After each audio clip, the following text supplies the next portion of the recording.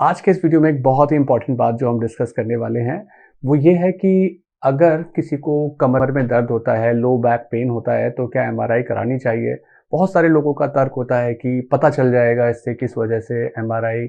हम कराना चाह रहे हैं, कि हमें कौन से कारण की वजह से पेन हो रहा है, लो बैक पेन हो रहा है। तो कुछ हद तक बात ठीक है, बट जब आप डॉक्टर के पास जाते हैं तो वो अपनी एक्सपीरियंस और रिकमेंडेशंस होती हैं हर चीज़ के लिए कि कब एमआरआई कराना चाहिए, नहीं कराना चाहिए। आज के वीडियो में हम उन्हीं चीज़ों के ऊपर बात करेंगे। जैसे फॉर एग्जांपल कि अगर किसी को इतना सीवियर पेन सडनली हुआ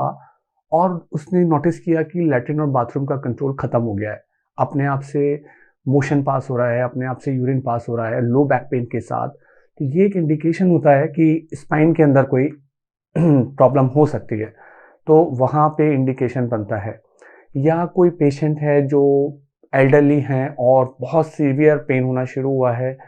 ये एक इंडिकेशन हो सकता है कि बैक पेन हो रहा है, और एल्डरली में बहुत ज़्यादा मेडिकेशंस भी नहीं दी जा सकती हैं तो उसके बाद भी एक इंडिकेशन बन सकता है।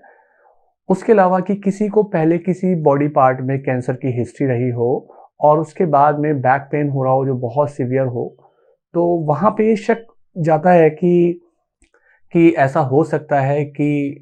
जो कैंसर था उस पर्टिकुलर पार्ट में वहाँ से ट्रेवल करके वो स्पाइन के अंदर आ गया, और जिसको हम सेकेंडरीज ऑफ स्पाइन बोलते हैं। यानी प्राइमरी कैंसर कहीं और था, वहाँ से कैंसर सेल ट्रेवल करके स्पाइन में आ गई, जो कि बहुत कॉमन होता है स्पाइन के अंदर उसका आना। और शुरुआत में क्या होता है कि जो एक्सरे कराते हैं, एक्सरे में अर्ली स्टेज में दिखता नहीं है अगर स्पाइन के अंदर कैंसर आता है, क्योंकि एक्सरे में तभी पता लगता है जब तक 30 से 40% जो बोन होती है स्पाइन की, जब तक वो डिस्ट्रॉय ना हो जाए एक्सरे के चेंजेस विजिबल नहीं हो पाते हैं। तो अगर स्ट्रॉन्ग हिस्ट्री है तो अब आप सोच सकते हो इस चीज़ के बारे में। जो नॉर्मल लो बैक पेन होते हैं, कई बार आपने सालों से स्पोर्ट्स में पार्टिसिपेट नहीं किया, किसी दिन आपने बैडमिंटन खेल लिया, क्रिकेट खेल लिया, आपको पेन होना शुरू हो गया, तो वो नॉर्मल मसल पुल है, वहाँ पे कोई एमआरआई की ज़रूरत नहीं होती है, चाहे कितना ही सीवियर पेन ना हो।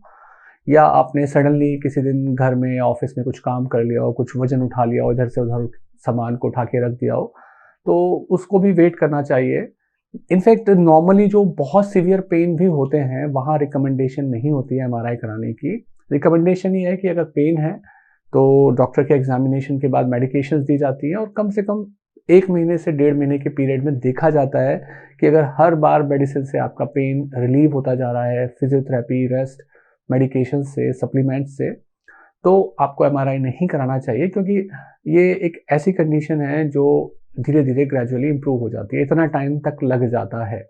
तो एक तो ये इंपॉर्टेंट बात हमेशा याद रखनी चाहिए। दूसरी बात ये है कि एमआरआई बहुत ओवर डायग्नोस करता है,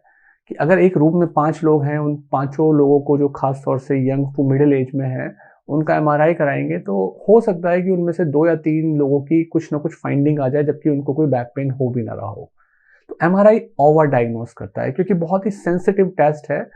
जो बहुत ही बारीकी के साथ चीज़ों को पकड़ लेता है, और वो कई बार इतनी होती है कि आपको बैक पेन हो भी नहीं रहा होता है और एमआरआई में आ जाता है, और फिर आप हमेशा लाइफ लॉन्ग लोग आके बातें करते हैं कि मुझे L4 L5 पे प्रॉब्लम है या L5S1 पे प्रॉब्लम है। तो वो भी एक इंडिकेशन नहीं होता है कि ऐसे में एमआरआई के लिए जाना चाहिए, डॉक्टर की सलाह लेना चाहिए। अगर कोई भी ऐसी प्रोफेशनल चीज़ है, अगर आपको एक डॉक्टर की सलाह समझ में नहीं आ रही है तो आप सेकंड ओपिनियन दूसरे डॉक्टर से ले सकते हैं, बट किसी नेबर से, फ्रेंड की सजेशन लेके एमआरआई कराना ठीक नहीं होता है। एक तो एमआरआई के टेस्ट भी थोड़ा इस प्रकार का होता है कि मशीन के अंदर जाके ये टेस्ट कराना होता है, थोड़ा कॉस्टली टेस्ट होता है, और अननेसेसरी कराने का कोई फ़ायदा नहीं होता है। जैसे हमने शुरू में बोला कि ब्लैडर बाउल यानी कि लैट्रिन बाथरूम का कंट्रोल जाए, ये बड़ी बात होती है। किसी को इन्फेक्शन हो जाए स्पाइन में, या तो पहले हिस्ट्री रही हो कि पहले कभी ट्यूबरक्लोसिस हो गई हो स्पाइन के अंदर और उस समय एमआरआई कराया गया हो कि इन्फेक्शन कितना फैल गया है, क्योंकि इन्फेक्शन में भी शुरुआती स्टेज के अंदर एक्सरे के अंदर फाइंडिंग नहीं आती है जब तक कि बोन का 30 से 40% लॉस ना हो जाए। तो इन्फेक्शन एक इंडिकेशन होता है जहाँ पे एमआरआई कराना चाहिए। दूसरी बात हमने बात की थी कि कोई सीवियर नर्व कंप्रेशन हो जाए डिस्क की वजह से, कि लैट्रिन बाथरूम तक का कंट्रोल चला जाए, पैरों में सुनपन बना रहे, बहुत सीवियर सुनपन बना रहे, जो हफ्तों से चल रहा हो, महीनों से चल रहा हो, सालों से चल रहा हो, उस सुनपन के लिए आप एमआरआई करा सकते हैं। आप गिर गए हो, चोट लग गई हो और सिवियर पेन हो, आपके पैरों की ताकत जाने लगे, एमआरआई बिल्कुल कराया जाता है।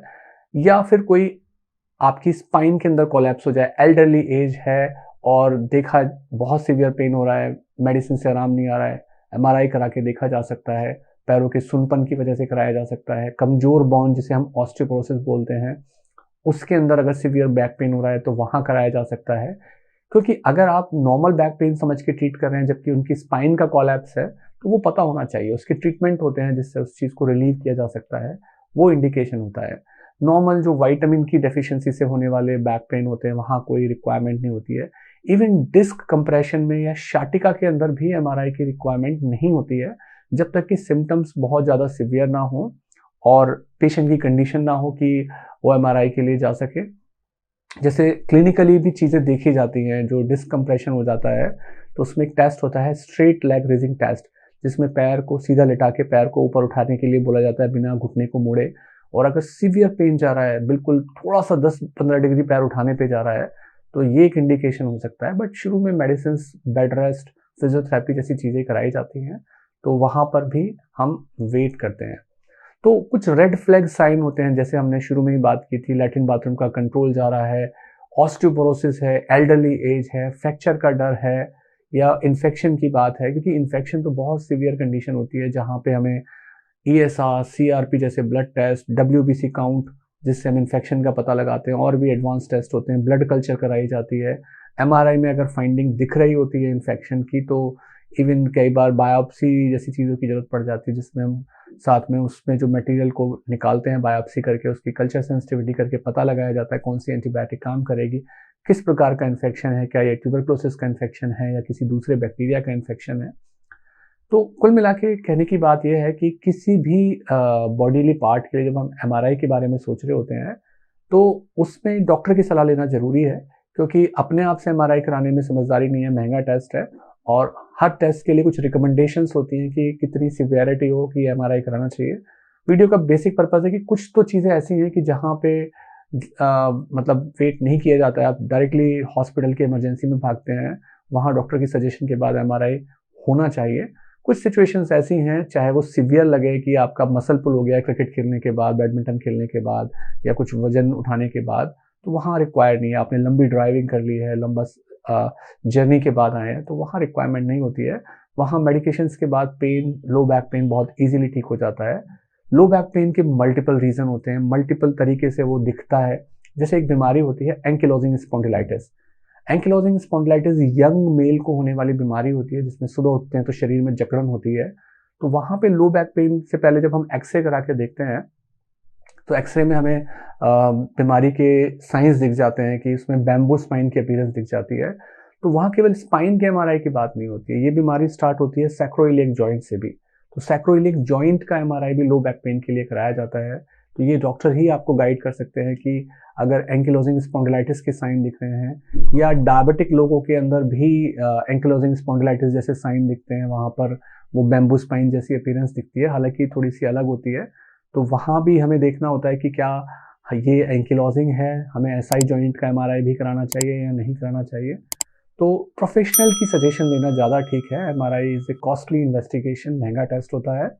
और कई मैक्सिमम जो लो बैक पेन की कंडीशंस होती हैं वो मेडिकेशन से ऐसे ही ठीक हो जाती है।